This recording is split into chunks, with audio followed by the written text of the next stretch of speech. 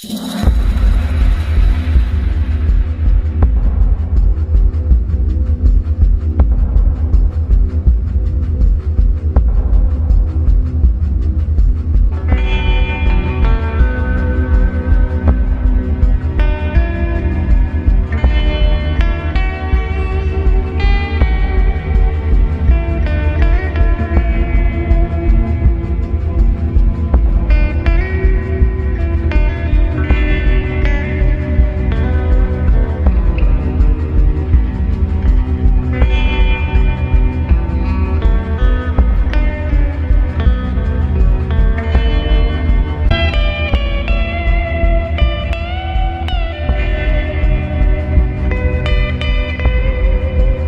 buenas tardes, muy buenas noches y muy buenos días. Bienvenidos al canal de Juan Lancam. Tenemos hoy un reportaje bastante interesante que va a ser la otra cara del caso Alcácer, la parte ocultista, ¿no? La que muchos tenemos miedo de hablar y comentarlo. Tenemos a una persona muy interesante, José Luis Carretero Rosales, presidente y fundador de la asociación RAUDIF de investigación, experto en sectas, ocultismo, satanismo y cultos afroamericanos, director y fundador de AECA y también está dentro de la Asociación de Estudio de Cultos Afroamericanos, ¿no? ¿Se dice así? ¿Americanos? Se dice así. Correcto, pues bienvenido José Luis, ¿qué tal estás? Bienvenido al canal de Juan Lancam, ¿cómo estamos? Bueno, pues bien hallado y muchas gracias por la presentación tan efusiva. Aquí estamos para lo que quieras, ya sabes que puedes contar conmigo, siempre y cuando me avises con tiempo, que ya sabes que tenemos la agenda completa. Bueno, ante todo muchísimas gracias, porque nunca he pensado que acabarías aquí. Y la verdad es que yo tampoco, en el sentido de que yo te seguía en su momento y es importante acabar hablando en tu programa porque la verdad es que es una satisfacción, ¿no? No solo conocerte físicamente como lo hicimos en Granada, sino también entrar en tu programa y hablar unas 4 cositas. Efectivamente, es que además de ello traes un tema que preocupa, ¿no? Lo siguiente, podríamos decir que tenemos datos nuevos o datos que lo único que van a hacer es desengranar lo que ha podido ocurrir. Caso Alcácer, 1992, 13 de noviembre aparecen un 27 de enero del año 93, se hacen una serie de investigaciones por la parte oficialista que más que investigación ponen todo en dudas, se dejan pruebas en el camino y lo único que ocurre es que lo tapan, hay ocultamiento por parte de gente en este tema y que no hay interés en que salga la verdad, la realidad de todo esto, hasta que llegó una persona que es Juan Ignacio Blanco, una persona del mundo del periodismo, también criminólogo, que no dudó en investigarlo junto a Fernando García, el padre de una de las víctimas, Miriam García Iborra, que todo el mundo recuerda, esas intervenciones en el Mississippi con Pepe Navarro, tan míticas hasta que dieron esos 4 nombres tan famosos, que lo único que hizo es poner en miedo a la élite, ¿no?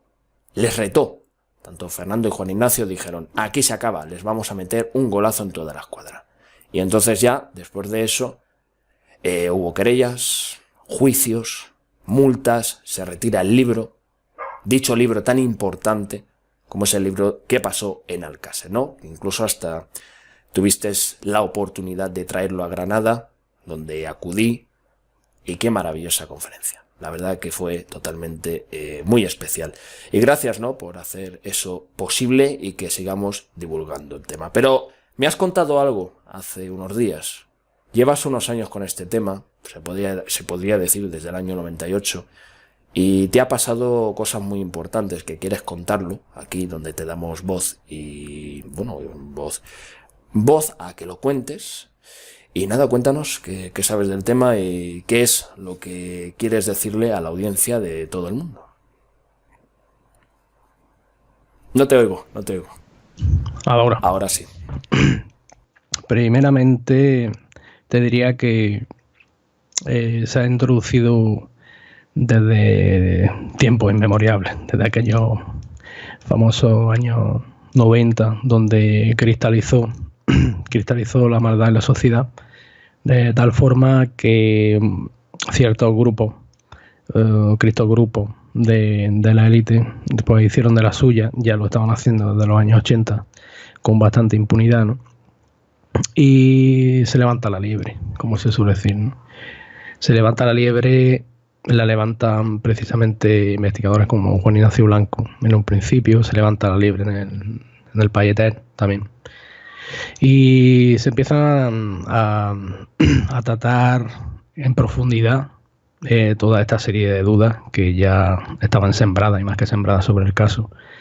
Pero al mismo tiempo y paralelamente se siembra mucha basura y mucha información sucia o información que a la postre pues ha venido a enturbiar el caso y todavía enmarañarlo y a que esto se convierta en un puzzle, porque yo creo que mi principal hipótesis es que hay una información de un tiempo a esta parte que se está sembrando interesadamente para tapar la verdad conforme se ha ido de alguna manera descubriendo. Conforme más se ha acercado a la verdad, la gente que verdaderamente ha puesto un interés, más se ha sembrado toda esta basura. ¿Y por qué? Porque tienen miedo. Lo que tú dices, el investigador Juan Ignacio Blanco, nuestro amigo Juan Ignacio y Fernando García, yo pienso que en definitiva no llegaron nunca a pensar que iban a llegar tan lejos desde la élite y levantaron la liebre, y esa liebre sigue levantada y hicieron mucho daño. Y pienso que también se llegó a parar una serie de dispositivos que esta gente había puesto en marcha, y lo hacía con bastante tranquilidad, y le metieron el miedo en el cuerpo, en definitiva, pienso, ¿no? Efectivamente, por eso hemos llamado este reportaje Alcácer Apócrifo. Importante reportaje donde todo comienza para ti en 1998, en una serie de circunstancias muy, curiosas sobre todo. Tenía unas preguntas que hacerte, pero vamos a empezar por el origen de tu investigación, ¿no? Creo que es importante que la gente conozca tu conexión con esto, ¿no? Cuéntanos qué pasó en aquel año, 1998, y qué te marcó tanto, ¿no? Me imagino que te marcó todo, pero ¿qué es lo que hace que te metas en este caso? ¿Cuál es el motivo? Pues el motivo principal es una serie de investigaciones que yo inicio por mi cuenta a raíz de la desaparición de una amiga. Bueno, captación de una amiga por parte de una secta muy concreta, que no voy a nombrar aquí ahora mismo, pero que es posible que la gente la conozca, la gente que investigue este tema. Yo me pongo a investigar en profundidad todo lo que tiene que ver con sociedades secretas y cierto tipo de sectas, porque quiero saber dónde ha caído esta persona y de qué manera han podido captarla, porque para mí, que tenía la cabeza muy bien amueblada, y no era así, ¿no? Esta persona directamente la abducieron prácticamente como si fueran alienígenas, ¿no? Y entonces te das cuenta de que hay otro mundo que convive con nosotros que no vemos, que es ese mundo oscuro que está por debajo de nuestros pies, donde se mueven todo este tipo de cloacas esotéricas, donde se hace lo que se quiere y con bastante tranquilidad, porque parece ser que incluso hay ciertos organismos involucrados, ciertos estamentos oficiales y ciertos cuerpos de seguridad involucrados en estos grupos o sectas. No quiero decir que lo hagan obviamente a cara descubierta, pero sí es cierto que pertenecen a ellas, ¿no? Por lo tanto, interesa ocultarlo, ¿no? Yo me pongo a investigar estos temas y me doy de bruces con el famoso caso Alcácer, que obviamente lo seguí totalmente en directo. Fue de hecho yo recién salido del servicio militar, que ya estuve en un fin de semana en la ruta del Bacalao. Hice la mili en Córdoba. Los primeros meses lo hice en Córdoba, campamento, e incluso unos meses más adelante. Y en aquel momento la gente, la juventud, se iba para la ruta del Bacalao como si aquello fuera la meca de la diversión y sobre todo de la pasada continua, como se decía, ¿no? El estar todo un día experimentando sensaciones a través de drogas y demás, ¿no? Aquello me llamó mucho la atención.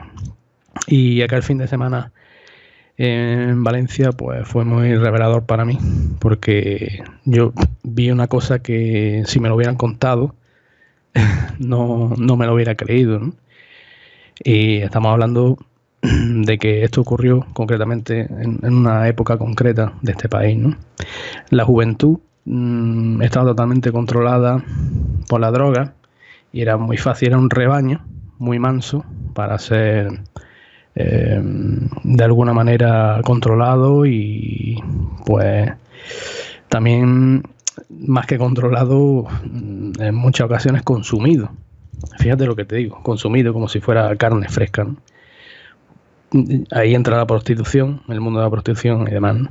Yo empiezo a investigar Alcácer porque me di cuenta desde el principio que aquí iba tan cerrado. O sea, yo cuando se cuenta, por ejemplo, lo de la cruz de Caravaca, ¿no? O más llamada Cruz de Lorena. Digo más llamada porque no es exactamente igual. Digo, aquí hay unas claves, no se han sabido seguir. Por desconocimiento normal del ambiente donde se mueven este tipo de personas, ¿no? Por llamarlo de alguna manera, ¿no? Que es un ambiente muy cerrado, muy crístico y que hay ciertos secretos que no, obviamente no son accesibles para el 90 y pico % de la población, ¿no? Entonces yo me encuentro ahí con el caso Alcácer, que tenía unas connotaciones y unos matices esotéricos importantes, que no es el meollo de la cuestión. El meollo no es esotérico, el trasfondo no es esotérico, pero es una herramienta para llegar a una finalidad de la que después ya hablaremos, ¿vale? Entonces yo me tomo ahí con el caso Alcácer y empiezo a investigar, a hacerme con información. Y bueno, hasta ahora yo tuve una primera visión de Alcácer muy esquemática, rozando la versión oficial, pero desde un principio sabiendo que hay algo que no cuadra, pero totalmente. Y la visión que tengo hoy en día no tiene nada que ver con la visión que tuve en un principio. Efectivamente, es algo muy importante lo que acabas de decir, ¿no? Esa conciencia te hizo cambiar en una cosa que tú creías, te lo cambió a lo largo del tiempo y se te fue confirmando aquello que tú pensabas desde un principio. Lo que pasa es que falta que te lo pongan enfrente, ¿no? Has mencionado Cruz de Caravaca, que ya hablaremos después de ello, y cuéntanos qué más ocurrió tras ello. Después de ver todo ese trasfondo, esotérico, ocultista, la herramienta y todo ello, cuando dices que no es eso exactamente el trasfondo, ¿a qué te refieres? Pues pienso que hay más de un grupo involucrado de personas que vienen de unos ámbitos muy distintos de la sociedad y que con unas mentalidades totalmente diferentes. Y esto yo lo comparo con el turrón, te vas a reír, ¿no? Hay turrón duro y turrón blando. El turrón blando, que primero contacta con las niñas, no tiene nada que ver con lo que viene después, ¿no? Y por dos razones, porque vienen de dos sitios totalmente diferentes y tienen dos finalidades totalmente diferentes, de las cuales ya hablaremos después. Y el vehículo, la correa de transmisión, que también utilizan para un poco despistar al enemigo. Y después hablaremos de un tema muy concreto, que es el Satanic Panic, que es un hecho que ocurrió en Estados Unidos en los años 80 y 90. que en definitiva Alcázar acaba siendo parte de ese hecho, y la gente que lo diseña lo sabe. Sabe qué ocurrió en Estados Unidos y sabe que eso era muy fácil extrapolar a la mentalidad española, que en aquel momento estaba muy adormecida. Y fíjate que hoy estamos adormecidos, pero en aquel momento era todavía peor. Se extrapola ese elemento que es el Satanic Panic, que es meter a la sociedad miedo a que todos los males, o prácticamente la mayoría de los males, desapariciones, muertes y demás, tienen que ver con el elemento satánico, una secta satánica, un grupo satánico. En realidad nos quieren hacer ver eso en el fondo, cuando lo que hay detrás son ritualistas, que es muy diferente. El satánico adora a una deidad, a un estereotipo, adora a un arquetipo de ser, y el ritualista le da igual. Utiliza el ritual para, a través de él, plasmar una serie de sensaciones y crear un psicodrama. En las personas que están viendo ese psicodrama estén controladas y subyugadas a través de lo que allí se representa. Por lo tanto, es una escenificación y una representación de algo que ya se había escenificado y representado en Estados Unidos. Sí, curioso eso que dices. Podríamos resumirlo con Michael Aquino, ¿no? El tema del templo de Set y Anton LaVey y toda esta historia de la base militar de Presidio. Lo que pasa es que eso ya es otra historia donde hay una investigación que se hizo oficialmente y realmente se encubrió el tema más de lo que nos podemos creer. Pero volviendo a lo que estábamos diciendo, ¿no? O sea, el trasfondo es un pacto de Estado, ¿no? Como se ha ido mencionando a lo largo de este tiempo, donde deciden que las ponemos aquí, las ponemos allá y hacemos lo que queremos, ¿no? Porque quieren chantajear al Estado, ¿no? Eso es lo que se ha hablado, pero ahí quiero entrar después. Ahora vayamos comentando esa versión que podría tener que ver algo más con la realidad, ¿no? Se ha hablado siempre de una gancho, una mujer, que es la que se cita con las niñas en Valencia, no en Alcácer ni en Picassent, y hay muchas versiones, pero vamos a resumirlo así. Esta gancho se sabe que está muerta, que al parecer tuvo el mismo final que Antonio Anglés. Cuéntanos qué sabes de la gancho, porque siempre se ha dicho que es un hombre también, pero apunta más que es una mujer. Bueno, aquí entramos ya a debatir el por qué esto se llama Alcázar Apócrifo, ¿no? Obviamente nadie estuvo allí. La persona que más sabe ahora mismo del caso, aparte de los asesinos, es Miguel Ricard. Por lo tanto, entraríamos en utilizar hipótesis y en utilizar teorías, ¿no? Pero tienes que darte cuenta que el tema del gancho es muy importante, porque es la correa de transmisión para que las niñas pasen de donde iban a donde acabaron. Y eso es muy importante. Que fuera mujer, lo dudé durante un tiempo,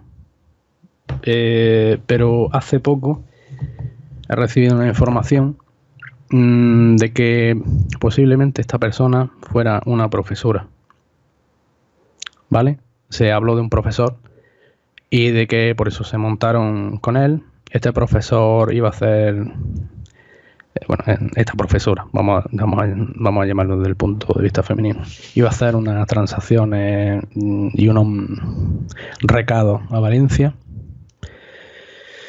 y queda con las niñas porque las niñas iban a comprar una especie de regalo o un detalle para el padre que tenía cáncer. En definitiva, no tienen quien la lleve. Eso de color ya veremos por qué se inventó. Y al final acaban quedando en privado con esta profesora. Vamos a dejarlo entre comillas. Y esta profesora acaba recogiéndola. Pero ¿qué es lo que ocurre? En ese trayecto, en ese viaje, cambian las cosas, ¿no? porque de lo cual, si tú te das cuenta, se han investigado a muchas personas, se investigó desde el momento de la desaparición a muchas personas, pero cuando se empieza a investigar a los profesores, se llega a dos conclusiones. Uno de esos profesores parece ser que había tenido alguna denuncia por abuso y pederastia, y se intenta encauzar el tema por ahí, pero al final aquello queda en agua de borraja y se deja de investigar porque tenían otras cosas más interesantes que mirar y no el tema del profesorado, que si te das cuenta, a esa edad las niñas en su ámbito juvenil, ¿no?, adolescente, tienen la familia y tienen los estudios y tienen la escuela o el instituto. Ese es su mundo. Entonces este gancho tenía que pertenecer por narices a ese ámbito. También al ámbito de las amistades, obviamente, pero están vinculados con uno y con otro. Y yo pienso que fue una profesora quien recogió a la niña. Y ahí comenzó todo. No, es que es impactante cómo lo has contado, porque cuadra más esto que otra cosa. Y además la síntesis del círculo de confianza. Las niñas no se iban a subir con un desconocido ni con ninguna desconocida, para nada. Cuadra más que fuera alguien de este sitio, del que hemos mencionado, del círculo de amistades, y además que en concreto en Valencia es donde al parecer son llevadas a otro lugar y de ese lugar son llevadas finalmente a Madrid.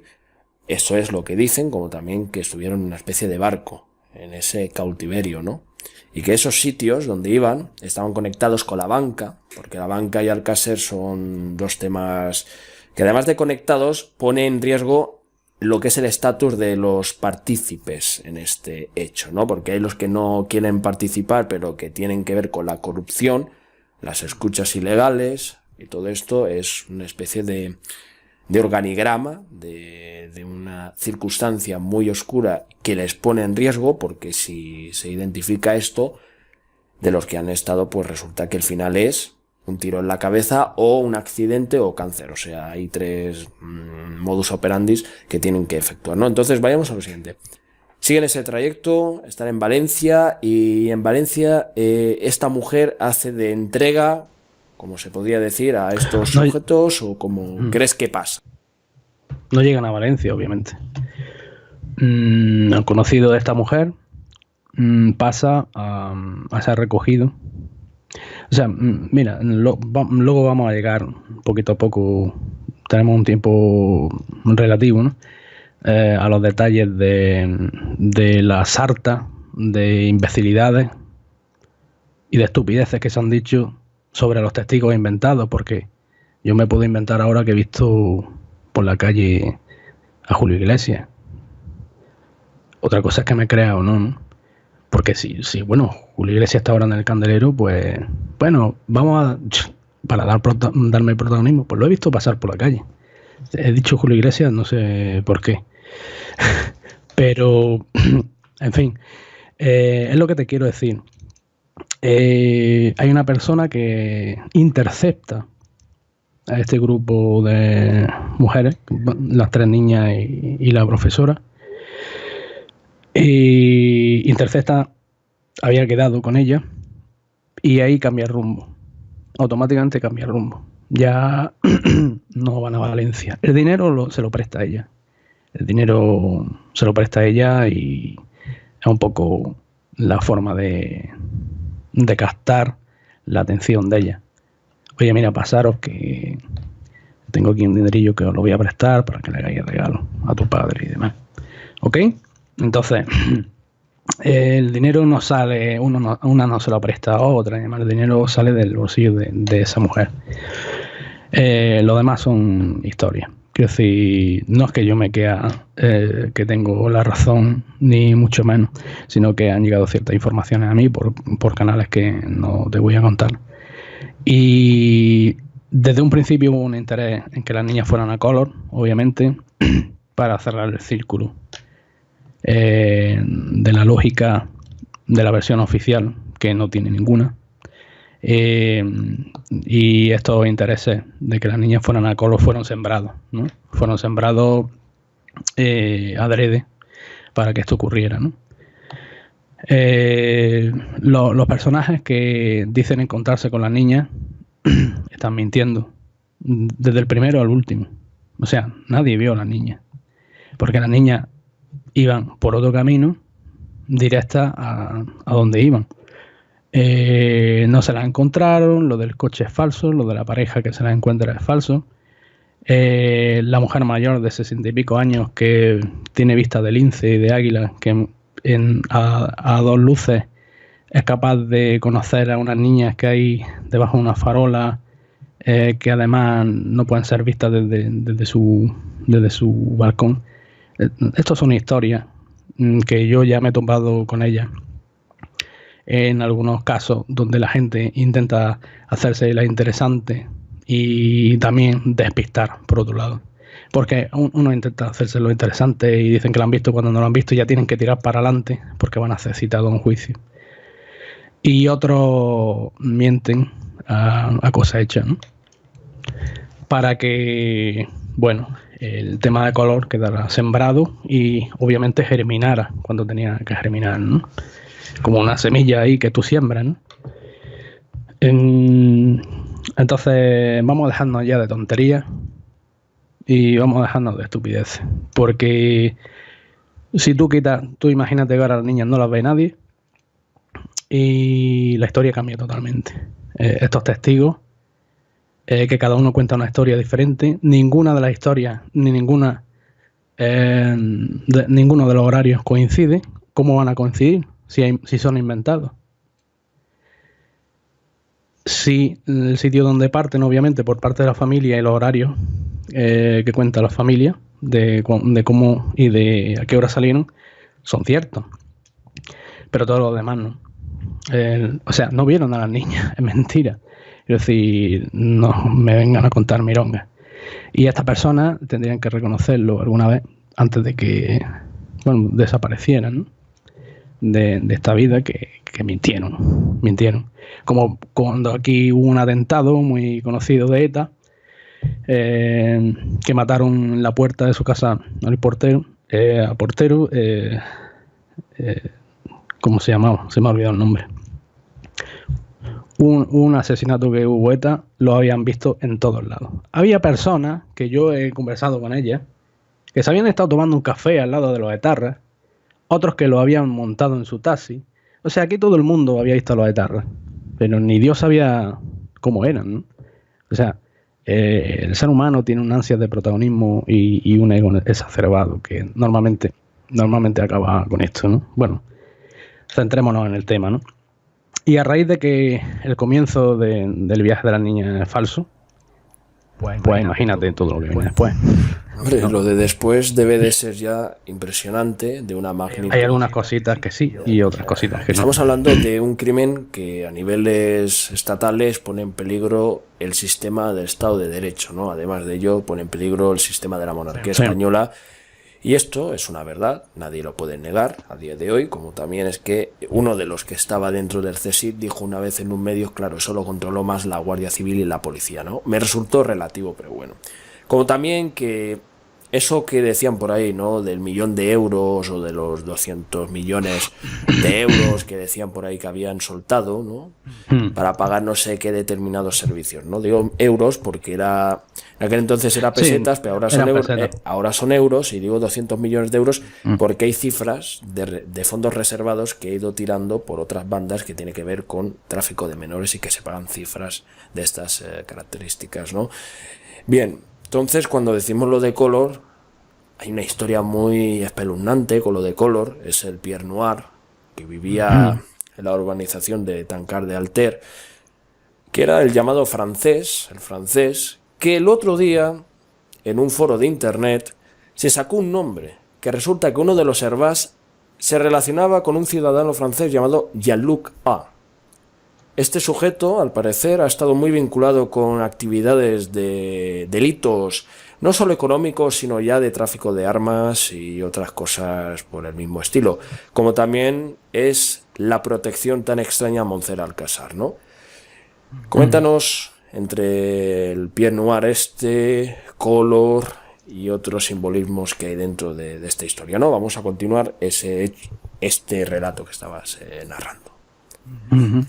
Bueno, la manada se había puesto en marcha en otras ocasiones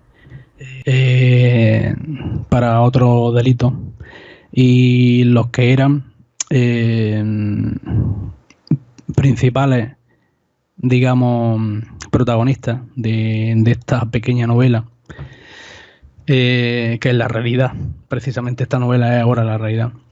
Porque suena muy extraño decir, bueno, yo cuento dos ciudadanos franceses metidos de por medio, ¿no? Uno de ellos eran los que yo llamo procuradores.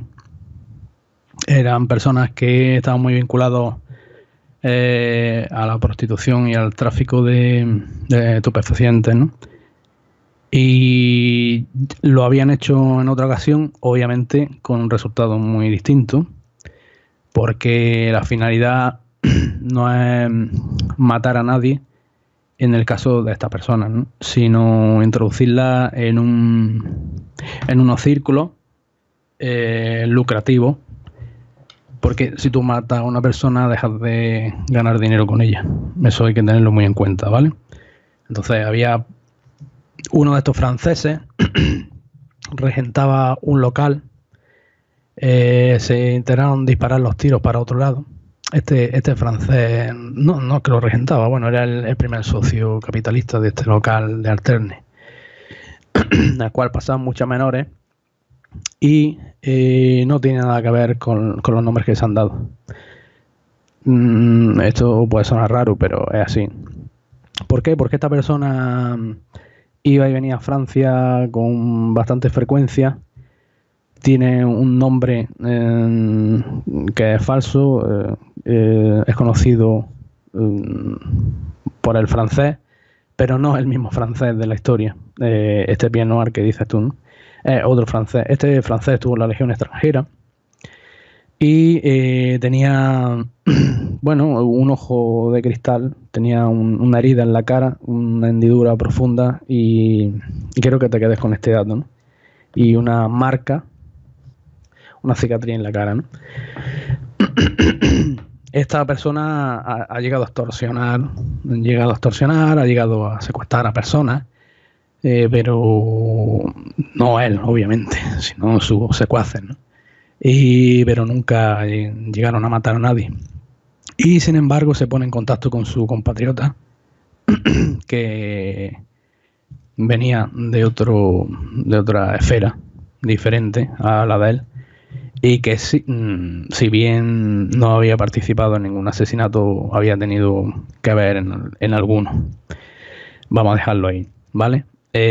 No ha matado con sus manos a nadie, pero ha estado presente en algún asesinato. ¿Por qué entra aquí el elemento francés? Después explicaré a los oyentes por qué entra el elemento francés aquí y qué tiene que ver cosas como la Legión extranjera y ciertas historias. Que se han escuchado cañonazos y la gente ha mirado para donde estaba el cañón disparando, pero no ha visto dónde ha caído la bala, ¿vale? Sí, porque si yo hago ruido por aquí, ¿no? O sea, yo estoy haciendo un ruido por aquí, tú vas a mirar aquí, ¿no? Pero aquí no mira, yo quiero que mire aquí, ¿ok? Estoy intentando que tu atención esté sobre mi mano derecha, pero con la izquierda te estoy pegando una puñalada, ¿ok? Y entonces, como el investigador más listo de este país no está en este país, porque hay investigadores buenos, pero no acaban resolviendo al final crímenes. Los crímenes se resuelven solos, porque eso falta que te pongan el muerto en la mesa y el DNI de quien lo ha matado al lado. Pero resolverse, lo que se dice resolverse en este país, los investigadores han resuelto bien poco. ¿Comprendes? Pero sí han dado con pistas muy interesantes que si los demás lo hubieran dejado seguir esas pistas, hubieran resuelto algo. Pero es que lo que ocurre es que cuando el perro empieza a seguir el rastro, el sabueso empieza a seguir el rastro, si le cortan el rollo, no llega a ningún lado. Con esto te quiero decir que, por ejemplo, nuestro amigo Juan Ignacio Blanco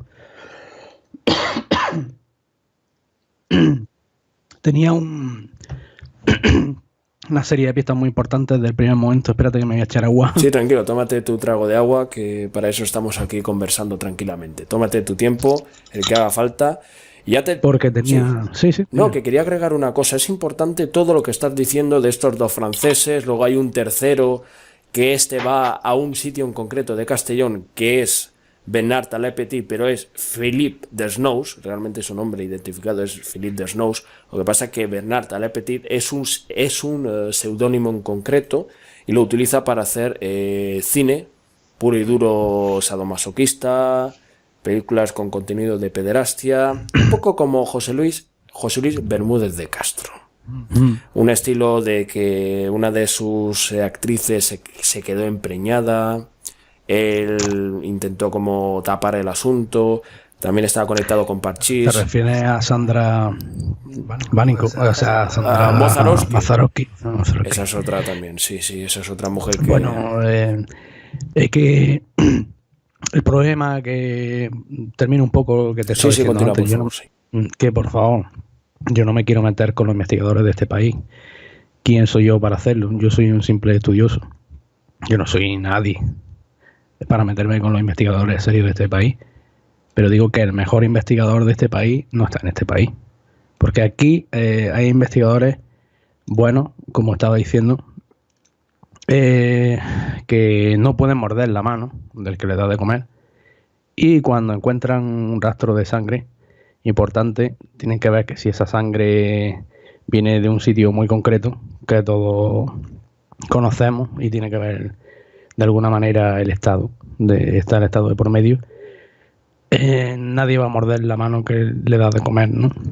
El Estado está aquí por todos lados.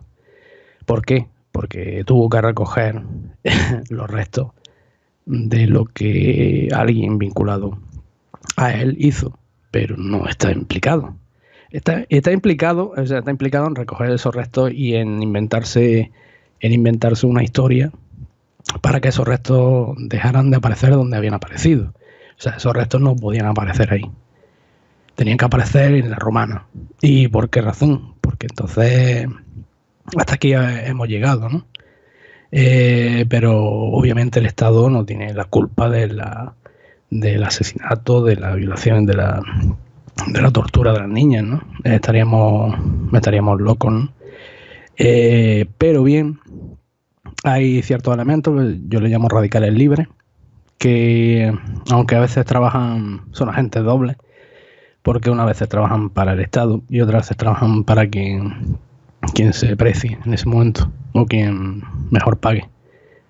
Estos radicales libres no te digo yo que no estén vinculados, ¿vale? Pero no puedes echarle la culpa al Estado. Sin embargo, lo que se produjo aquí en este asesinato, bueno, no un asesinato, es otra cosa. Esto le tendríamos que inventar otro nombre diferente, ¿no? Va mucho más allá, ¿no? Y además tenían todos los elementos. Imagínate que te ponen todos los elementos encima de la mesa para que hagas lo que quieras. En muchas ocasiones se lo han encontrado, pero no así tan fáciles de manejar, ¿ok? Entonces ya intento no dar más vuelta a esto. El tema francés está metido por medio, obviamente, sobre todo por dos súbditos. Y bueno, un tercero que puede estar en discordia ahí. Y en definitiva, estos saben la verdad, están en sus casas y están libres y nadie nunca les va a echar la culpa de nada. ¿Ok? Y con esa tranquilidad cuenta.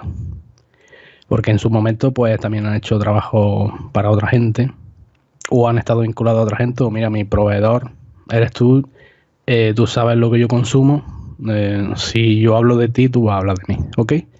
Entonces, no vamos a destapar quiénes son los camellos y quién provee drogas o prostitutas de los agentes del poder, porque entonces al final va a acabar nuestro nombre en la palestra, ¿no? Entonces, aquí hay otro personaje que proviene del pueblo, quiero decir del pueblo cercano, el Nano, y otro personaje más que ya hablaremos más adelante, JPPH, que es Juan Pedro Parrilla, famoso. Sí, que está metido, es como la especie que está en todas las salsas, ¿no? Pero con una motivación, obviamente, ¿vale? Y también aquí ya entramos en el elemento que yo iba buscando en un principio hablar también, habrá tiempo, ¿no? El Centro Esotérico de Investigaciones, el CEIS. Y una serie digo que son ritualistas, algunos le llaman ocultistas, pero claro, normalmente le llaman ocultistas quien no conoce una papa de ocultismo, porque son ritualistas. O sea, pues te pueden hacer un ritual brahmánico, te pueden hacer un ritual tibetano si quieren, o te pueden hacer un ritual afroamericano, pero ellos no van buscando la finalidad, ellos van buscando la finalidad del ritual, no de dónde proviene, ¿vale? Entonces no son esoteristas, son ritualistas, ¿vale? Estos son los que curiosamente se les echa la culpa y se les dice que son satánicos, pero no tiene nada que ver con el satanismo. De hecho, está totalmente en la antípoda del satanismo. Okay. Entonces, es muy interesante que hablemos del elemento Vicente la Piedra, que se hace rodear de 5 guías, 5 personas, 5 iniciados y 5 estudiantes. Un guía, un iniciado y un estudiante están metidos en el ajo. Uno de cada seguidor de esta mal llamada secta, ¿no? Porque, bueno, es casi más que secta, llegó a ser una sociedad secreta, ¿no? También Saturnino, iluminado amador. Bueno, esto no lo digo yo, esto ya es viejo, ¿no? Una persona, pues que, bueno, había muchos nombres, había muchos coches a su nombre en aquella época. Uno de esos coches está vinculado al asesinato de Alcácer, obviamente, como no, si se llevaba 100 coches para adelante, casi por estadística que le iba a tocar uno. Pero, bueno, también se enteró de dónde venía todo esto y por qué ocurrió, ¿no? Hay que tener en cuenta estos nombres que normalmente se tratan con bastante, bueno, tranquilidad y no se le da mucha relevancia, ¿vale? Entonces mi investigación va también por esa parte, ¿no? Por la parte que no se conoce y por la parte que al final, de alguna manera, a esto se le da una connotación de ritual por esta razón, ¿no? Porque había gente metida de este grupo, sean proveedores o también implicados, y por lo menos una persona muy concreta, de la cual no se conoce el nombre. O sea, eso te lo digo ya de antemano. Quería interrumpirte un momento, porque lo que estás diciendo es muy fuerte sobre estos personajes tan peliagudos que han estado al parecer metidos en cosas ya a nivel estatal, cosas que pertenecen al antiguo CSIC. Y no solo eso, es la infiltración también que hizo el CSIC en su momento, cuando sospechaban de que uno de estos miembros, no digo estos, pero había uno o dos en concreto que estaban siendo espiados por el CSIC. Y esto es una historia que se publicó en aquel entonces. Entonces, cuéntanos qué hay de aquella historia de entre el CSIC y el ocultismo en concreto, y si tiene que ver algo con esos papeles que aparecían por ahí rondando el nombre de Alcácer, ¿no? Dijo Fernando García, los papeles del CSIC, ¿está conectado esto o es simplemente algo más de la cuestión? Tú sabes que en un principio la Guardia Civil acude al domicilio de la persona cuyo nombre figuraba en el famoso papel, ¿no? Bueno, interesadamente, ¿no? Pero la Guardia Civil al mismo tiempo estaba investigando a otras 2 personas que se olvidaron, ¿no? En definitiva, una de las niñas se sabe que tenía agarrado en su mano un papel que muchos dicen que contenía el nombre de los asesinos, pero bueno, esto sería demasiado peliculero, ¿no? Pero era un papel muy importante que a mi juicio era la confirmación de quién estaba metido en el ajo, ¿vale? Por eso ese papel desaparece en la primera autopsia y no se sabe nada. Está guardado y bien guardado, ¿no? Las niñas eran bastante inteligentes. Dos de ellas estaban drogadas. Aparece la palabra Roinol, no sé si la has escuchado, ¿no? Roinol, sí, es una droga, sí, es una droga. Bueno, es una droga que pues era como la gaseosa, ¿no? Quiero decir, abundaba en aquella época. Entonces estaba muy al alcance de ciertos elementos, ¿no? Y las niñas son drogadas, pero una tiene más fortaleza física y mental y sale de ese embotamiento de cabeza, de ese estado de conciencia alterada en el que desde un principio intentan mantenerlas para que no huyan, obviamente, porque ya cuando sometidas en el segundo coche, del que nadie habla, ¿no? Porque segundo coche, sí. Dices que hay un segundo coche, vale. Sí, un segundo coche. Ahí ya la profesora desaparece. Hacen un trasvase de coche. De este coche no se conoce nada, es un coche oscuro, o sea, de color negro o azul oscuro, es lo único que se sabe. Este transbordo es la clave. Este transbordo ya van al segundo sitio, porque no van obviamente a Valencia, se quedan mucho más cerca de donde estaban y van a un chalet que tiene ciertos elementos, uno de ellos que es de piedra y simula un castillo. Incluso muchos dicen que una mazmorra también, qué curioso. Porque el tema aquí de dragones y mazmorras, ojo, lo dejo caer, parece una estupidez y una fricada, pero tiene mucho que ver. Y ya te explicaré por qué. Los dragones son referencia al diablo, obviamente, a la maldad, y las mazmorras estaban.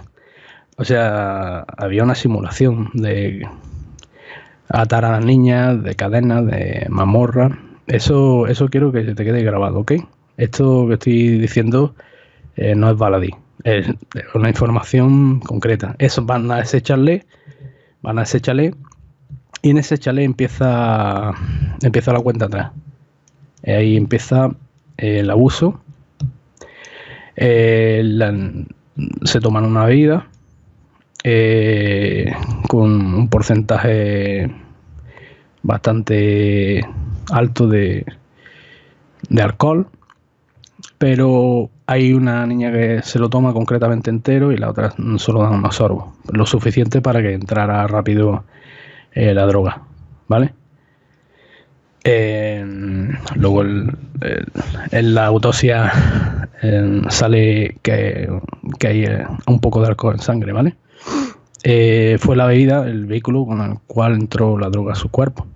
Ya empezaron a ser conscientes de qué es lo que ocurría con ella y ahí empieza el jaleo. El jaleo empieza cuando unas personas, los principales implicados, el primer grupo, decide, porque yo he escuchado tantas cosas como que esto estaba preparado y que querían coger a Miriam y esta historia, vale, muy bien, sí, pero tuvieron mucha oportunidad de coger a Miriam sola, ¿no? O sea, si lo que se intenta es dar un escarmiento a una persona concreta, que en este caso sería Fernando García, se coge a la niña sola, porque tiene 3 problemas que quitarte en medio en vez de quitarte uno. Pero aquí la gente, en vez de utilizar el sentido común, ha visto muchas novelas y muchas películas, ¿vale? Entonces, ¿cómo es posible que la gente me cuente que se coge a Miriam para dar un escarmiento X, que no me voy a meter ahí en este tema, porque es un fangal, y coges 3 por el precio de una? Y tienes 3 problemas, 3 cadáveres que enterrar, 3 bocas que callar. O sea, ¿que estamos locos o que somos tontos? Eso es que hay gente que es muy tonta y se mete en un follón muy grande. Sí, adelante. Te explico. Si querían dar un escarmiento, se coge a la niña por separado, camino a la escuela, camino a otro día a la discoteca, a cualquier sitio a comprar el pan. Se le mete en un coche, se le pone cloroformo y puede hacer lo que quieras con ella. Puede hacer una fiesta de disfraces. Si quieres matarla, la mata, y si no quiere, y si quieres dar un escarmiento, la secuestra o le pegas, lo que quieras. Pero no metes a 3 niñas en un coche para darle escarmiento a una. O sea, vamos a utilizar el sentido común. Las niñas vienen en un paquete y cuanto más mejor. Si te das cuenta, tienen una fisionomía muy parecida. Tienen una fisionomía muy parecida a niñas que ya habían desaparecido y con las cuales ya habían estado jugando al ratón y al gato. Efectivamente. Esa fisionomía quiero que se quede grabada porque tienen cierta estatura, entre unos 70 y unos 65 aproximadamente, entre unos 60 y unos 70, vamos a dejarlo. El pelo oscuro y delgadita. Tienen ciertas características que ya tenían niñas de su edad, además, entre 14 y 15 años, que habían desaparecido, y muchas anterior al cárcel, ¿vale? Entonces eso hay que tenerlo en cuenta. Vamos a pasar de tema y nos vamos, si quieres, a Anglais y Ricard, o lo dejamos para el final. Para el final, porque esto está muy interesante, esto es increíble y además voy a ser claro en una cosa. Cuando hablas de mazmorras, de catacumbas o de monasterios, por decirlo también, esa historia del monasterio de Montserrat que se ha comentado mucho, que salió en el 96, no es porque lo haya dicho Canosa, ¿no? Yo hablo de otra fuente, ¿no? Pero bueno, es decir, según lo que dices es que ya a partir de que la meten en el segundo coche cambia totalmente lo que es la planificación y pasan a un lugar que está cerca de otro lugar, ¿no? Y las drogan, las atan como para hacer una imitación de las torturas de la Inquisición, por decirlo así. Podríamos estar hablando de eso, de que esas torturas que se hacen después... Eso después. Primero la atan para que no escapen porque no están totalmente dormidas ni están solo drogadas. Entonces hay una que no acepta bien la droga, parece, y esta intenta escaparse y entonces pues pone a las demás sobre aviso, ¿no? Ya cuando están en ese escenario reciben la primera andanada de golpes, abuso, más golpes y hasta ahí puedo seguir, porque no intentan matarla, porque no quieren matarla, porque no se están quietas y quieren que estén en unas posturas concretas, porque se está grabando. Y entonces se golpea y se abusa de su cuerpo. Pero es un abuso que, aunque es una violación, obviamente, no llega a ser un abuso extremo. El abuso extremo viene después, cuando entra el otro grupo a participar. El segundo, hablamos del segundo. Sí, el segundo grupo. Vale. Sí. El primero es más light, ¿no? En el primero ya hay elementos de alto standing, que son voyeur. Sí, Quieren mirones. quieren ver una serie de temas, pero la cosa salió mal. O sea, porque... No sé si tú te paras a pensar lo siguiente. Tú vas a hacer esta historia, tú no metes a 3 niñas en un coche e intentas hacer una serie de posturas, de cosas, de temas sexuales y esperas que salga bien. No. Normalmente algo va a salir mal. A no ser que estas chicas fueran prostitutas y se hubieran prestado ya antes a esa historia. Pero claro, no interesaba porque eso ya se había hecho en el pasado y lo interesante era ver a inocentes pasando las canutas, ¿comprendes? Si no hubieran cogido a las prostitutas de siempre que le hinchaban a la leche, ¿vale? ¿Para qué meterse en esta hondonada, ¿no? En tanto en cuanto no se iba buscando que fuera una muchacha concreta, ni que porque fuera la hija de Fernando García, ni nada, porque es que no tiene lógica, eso no se sostiene. Sí, tú me puedes argumentar, ¿no? Que no sé qué, que había una serie de negocios, que Fernando García, que etcétera. Tú me puedes argumentar lo que quieras, pero mira, te dejo un animal muerto en la puerta colgado, o te hago una pintada, o le cojo a tu niña y la secuestro 1 hora o 2 horas y luego la dejo allí, o la asusto, o la secuestro y después la suelto, pero no cojo y hacemos una ensalada con las niñas, ¿no? Era otra cosa. Estaban basando en un calendario lunar que tuviera una serie de características, niñas vírgenes, lo que pasa que una de ellas no era virgen, y eso les complicó bastante el plan, que eso ya lo cuentas después. Tiene que ver con un calendario esotérico que ellos tienen, de antiguas élites que existieron y que dejaron eso como un legado para esas líneas de sangre, y que ese mes de noviembre era muy importante como el mes de enero también, porque tenían que hacerlo con numerología, simbología, y dejar alguna cosa para arrepentirse, en concreto alguno de ellos, ¿no? Era como un aviso bastante bien preparado, ¿no? Pero cuéntanos, segundo grupo que viene, y ya empieza ya lo que sería la barbarie de estos 5 grupos, que son 5, no son 4, son 5. Bueno, sí, si lo matamos a todos, quizás sí. Son trasladadas a otro sitio porque en el sótano donde están hay una fiesta en el chalet de al lado, y hay gente que llega a escuchar gritos. Este dato que te estoy dando es muy importante porque no hay denuncia, pero hay unas personas que en su momento cuentan que escucharon algo raro y que vieron unos movimientos raros. El coche oscuro, este coche oscuro, ya ella atada y amordazada y bastante llena de golpes y sangre, con pérdida de dientes, son introducidas en el coche y son pasadas al otro sitio. ¿Por qué? Porque les sale todo mal desde el principio. Esto es una chapuza, Spanish chapuza. Entonces son llevadas a otro sitio, un sitio mucho más grande, un poco más lejano, una finca donde hay ganado y donde hay una serie de características que no me voy a poner a enumerar en este momento porque tenemos poco tiempo. Y aquí anchas Castilla, porque aquí estaban ya tomándose unas cervecitas y unos elementos que se introducen por la nariz, unas personas que estaban preparadas para dar goma y que ya habían dado goma en otras circunstancias.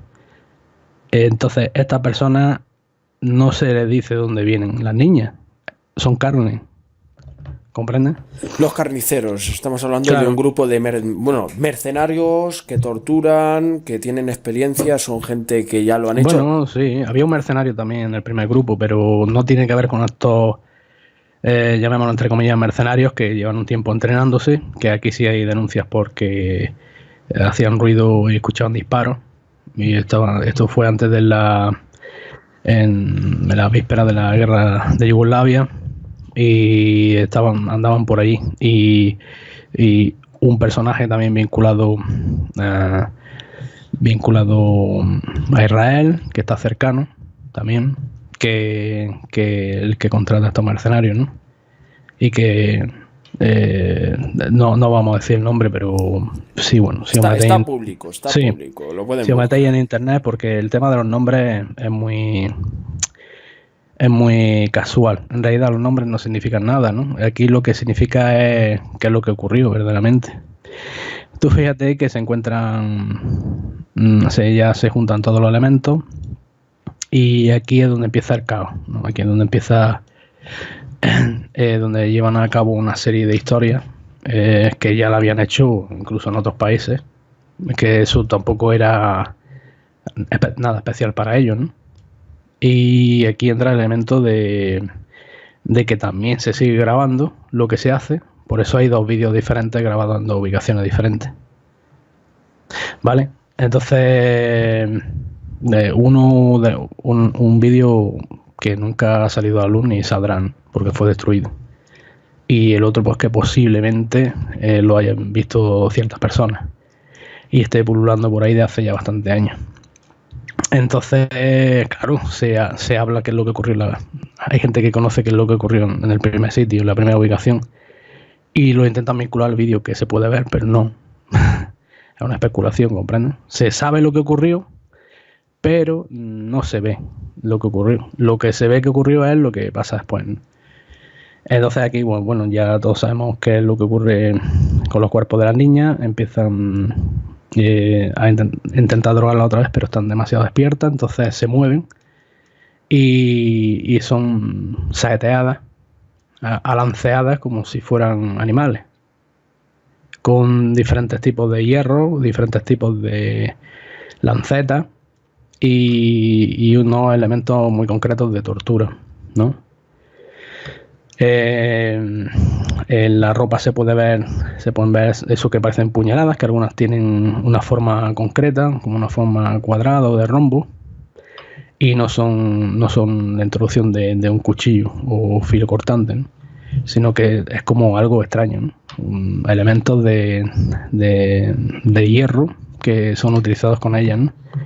Y diferentes elementos cortantes con los cuales se sigue haciendo daño a las niñas para ser grabado, ¿no? Entonces ahí es donde está lo que yo llamo la ceremonia de sangre, ¿no? Que es una ceremonia que vincula a una serie de personas por el hecho de pertenecer a ella, pero que no tiene una finalidad mayor que esa vinculación.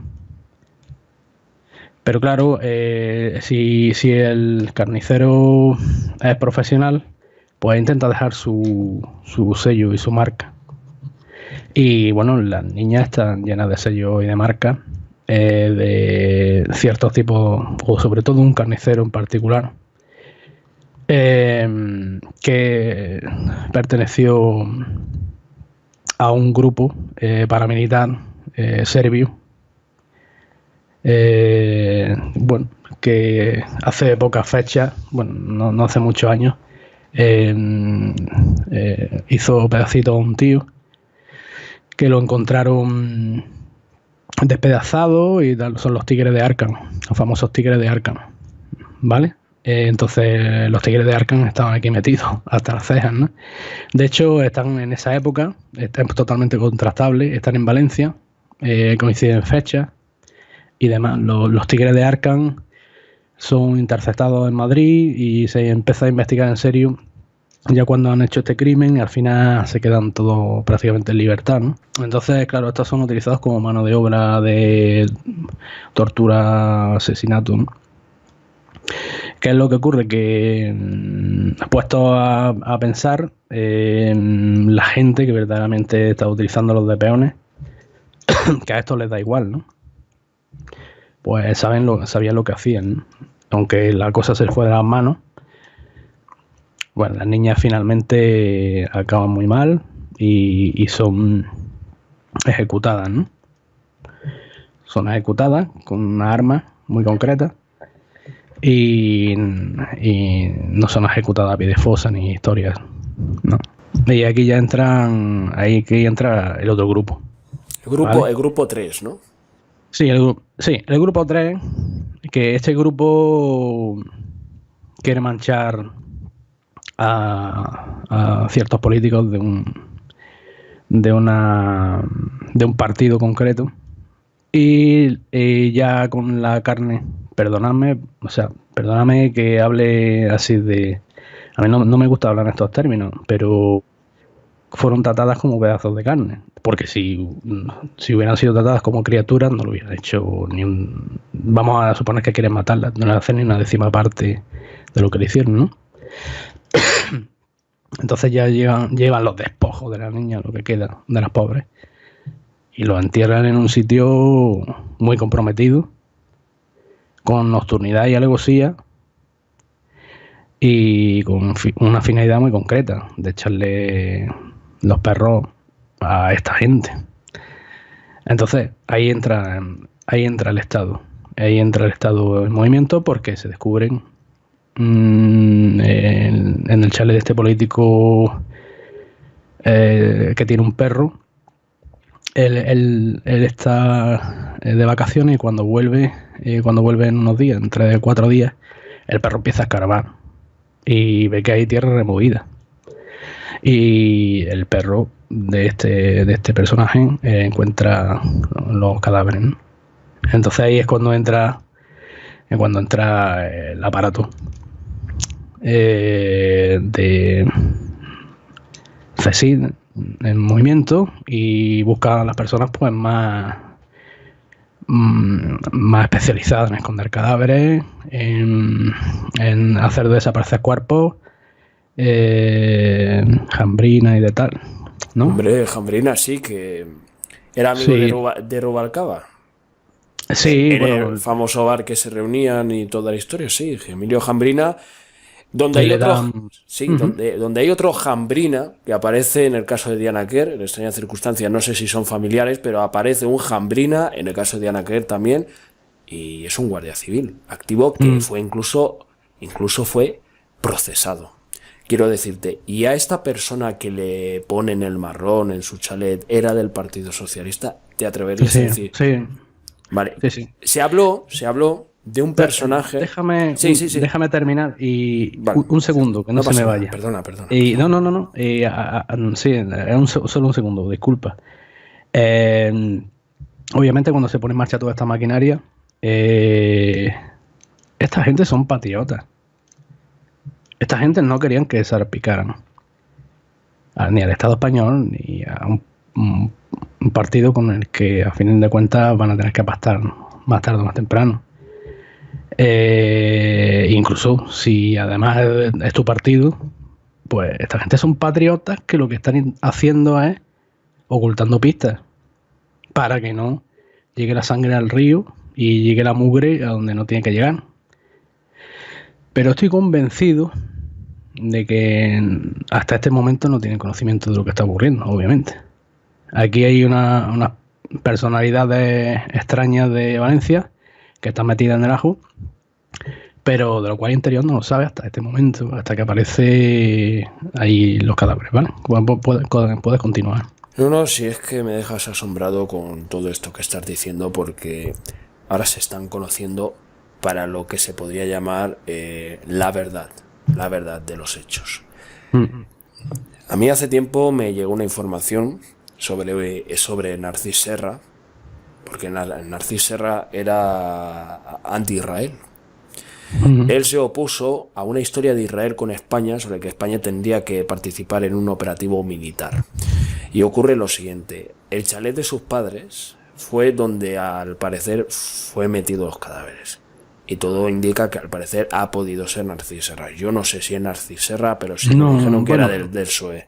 Yo te digo que es posible que no sea, pero sí.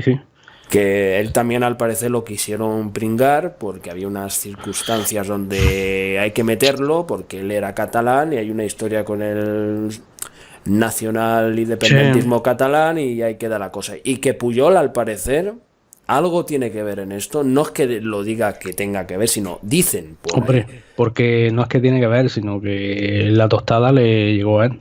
O sea, la información le llegó y entonces Pujol nunca va a pisar una cárcel bajo ningún concepto porque hablará de esto y de otras cosas. El operativo Pata Negra lo organiza él.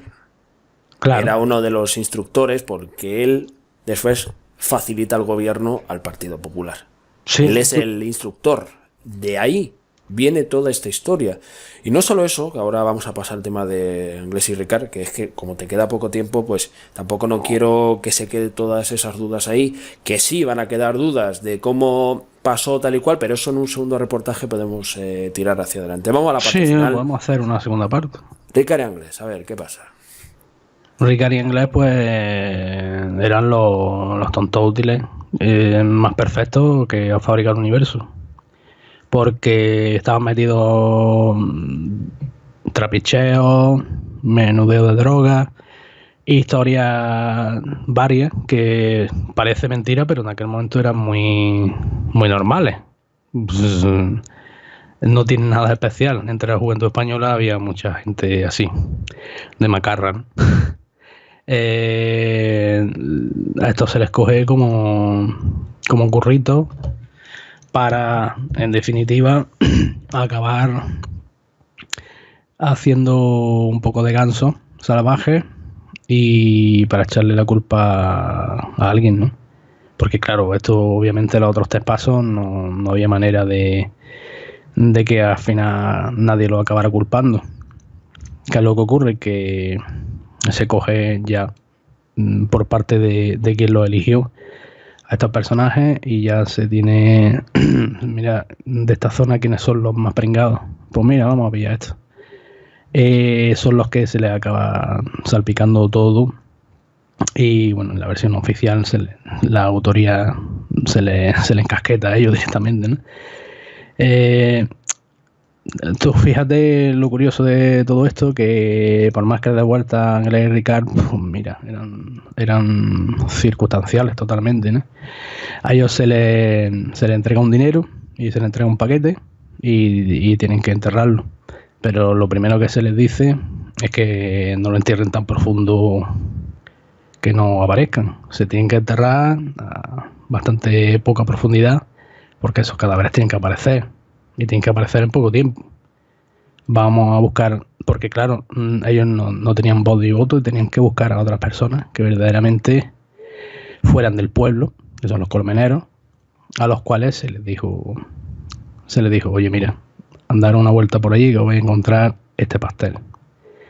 Y además vais a acabar siempre siendo las personas que descubrieron a la niña de Alcácer, que eso para una persona del pueblo tiene mucha importancia.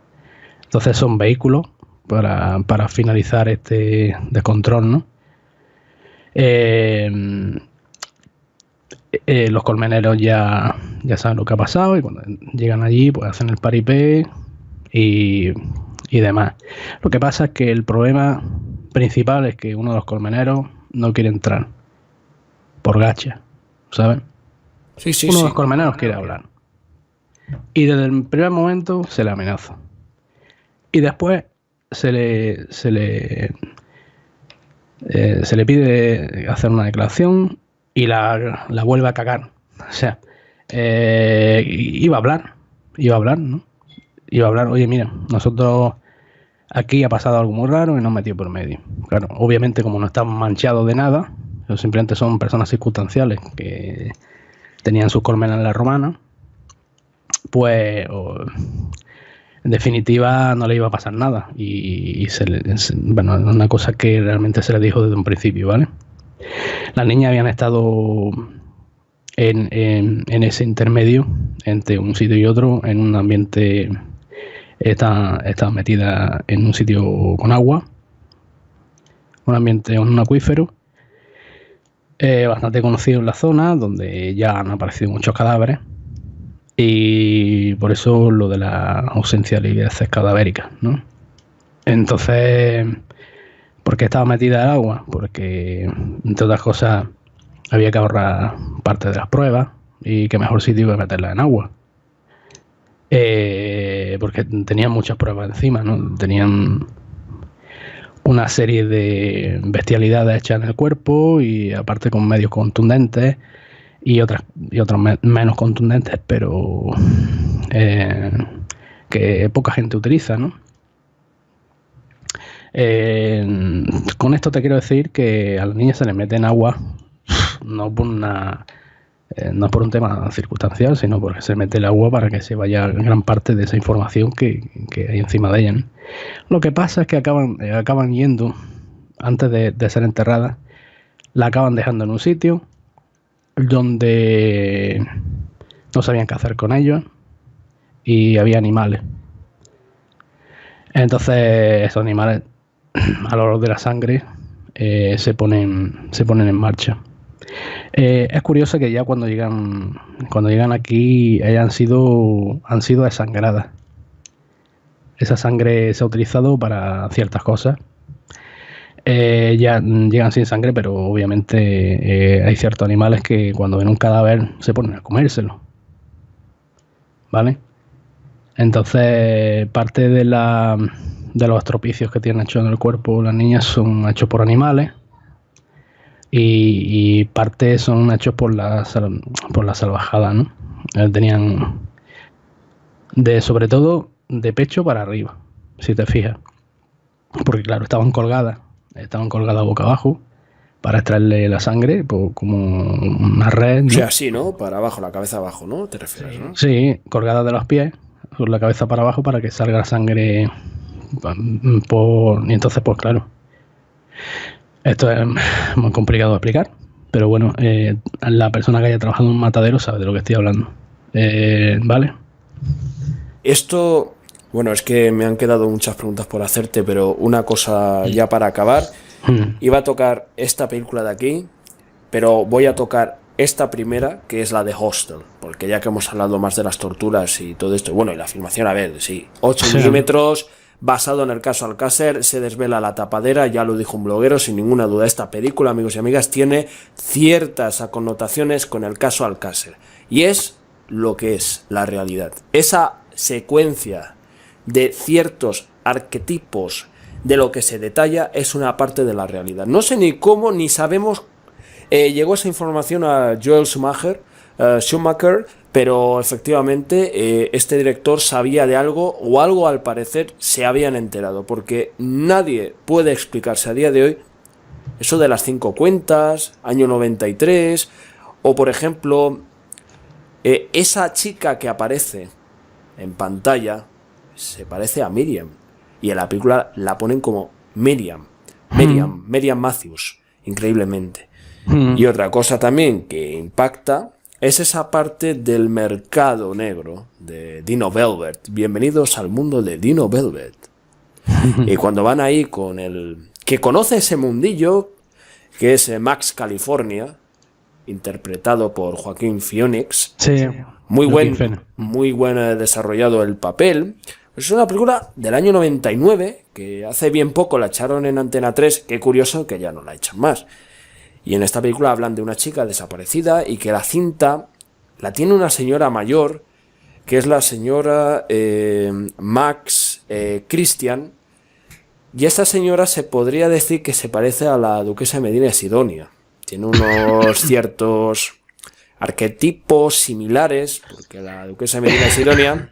Me repito, la duquesa de Medina de Sidonia, según dice Juan Ignacio Blanco, fue su avariz, su ayudante en descubrir la otra parte de la trama, ¿no? Pero bueno, dejemos eso ahí. Hostel, Eli Roth, las torturas que se muestran, sobre todo en Hostel 2, tienen mucho que ver, ¿no es así? José Luis. Claro, porque por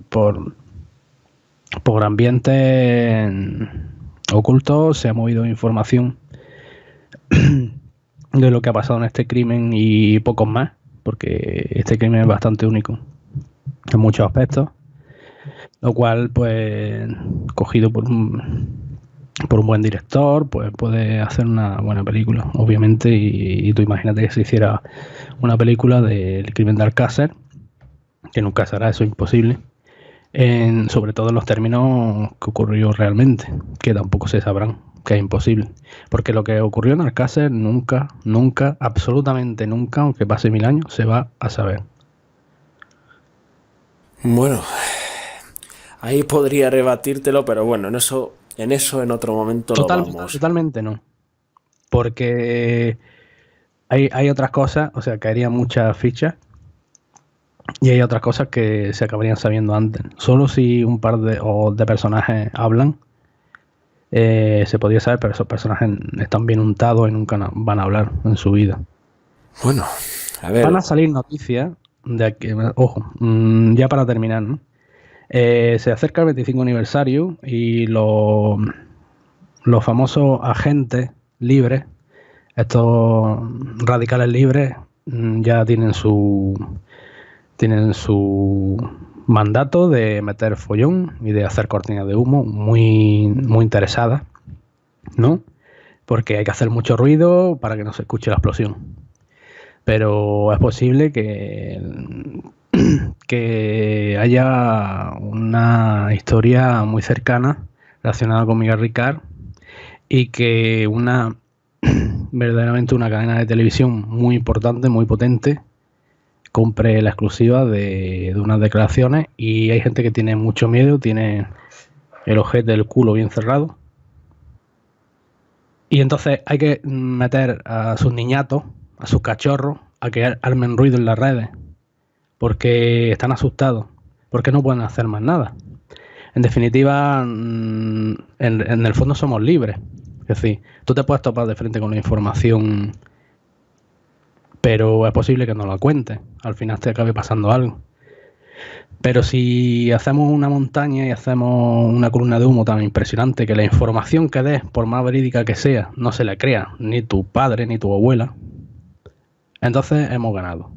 Porque somos libres de encontrar la información, porque la información está ahí y porque la verdad está ahí. Pero hay otras personas que se dedican a socavar y a volar puentes.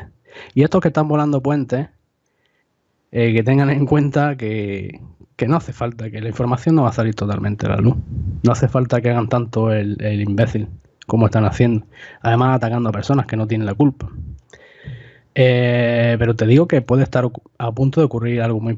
Y que si encima coincide con el... Que no va a coincidir, obviamente, con el 25 aniversario del crimen de Alcácer, a más de un medio de comunicación se le va a hacer el culo gaseoso. Es que, vamos a ver, esto que estás contando es una revelación muy grande y me atrevo a decir una cosa. Si se anima la gresca, algo más puede salir. Lo dejo ahí, Claro, porque no me gusta avanzar más detalles, porque tenemos un paradigma que tenemos que socavar, tenemos que ser muy respetuosos, hay una línea de transparencia y esa línea tiene ciertos límites. Si la pisas, eres cabeza para la élite, ¿no? Quieren tu cabeza y te matan y a tomar por saco. Pues bueno, llegamos al final de este reportaje. Sí, perdón, para terminar, sí. Aquí no hay personas con hábitos negros y capucha. Aquí hay personas con corbata y que cobran más que tú y que yo a final de mes. Pero es muy interesado, ya hablaremos algún día del Satanic Panic y el por qué es muy interesado que haya niños pequeños mezclados con personas con capucha haciendo rituales. Porque eso se queda muy bien en el colectivo, en la mente colectiva de las personas, se queda grabado a fuego. El tema del satanismo, ocultismo, paganismo, el tema de Baal, Moloch, Osiris, Ishtar, entre otras entidades, ¿no? Los arcontes también es algo que se puede discutir muy a fondo.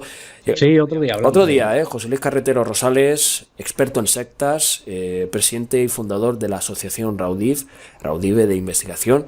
Ha sido un placer tenerte hoy aquí. Ha sido tan apasionante que no disfrutaba tanto de hace tiempo realizando un reportaje como este reportaje, el caso Alcácer apócrifo, primera parte. No sé, es que tu trabajo es impresionante, lo hemos recomendado aquí siempre, las conferencias, el tema de los congresos de Crónica Negra, sobre todo el de Granada, un antes y un después, porque la verdad, esa verdad no ha salido. Hubo una cosa que pasó, había alguien o algunos de aquellos que estaban tapando la verdad. Esos estaban ahí para ver si pueden hacer detención, te vamos a detener, porque pueden. Claro, los radicales libres. Pues eso. Los radicales además están libres, pueden hacer lo que quieran y van a estar allá donde esté la verdad o parte de la verdad, van a estar ellos para intentar socavarla, ¿no? Efectivamente, pues muchísimas gracias, compañero, y además colaborador ya de algunos programas en concreto, investigador, experto de la materia. Por fin traemos a un gran experto, como todos los que vienen aquí. Muchas gracias, José Luis. De nada, Juan. Nos vemos. Gracias. Un fuerte abrazo a todos. Gracias a ti por supuesto. Gracias.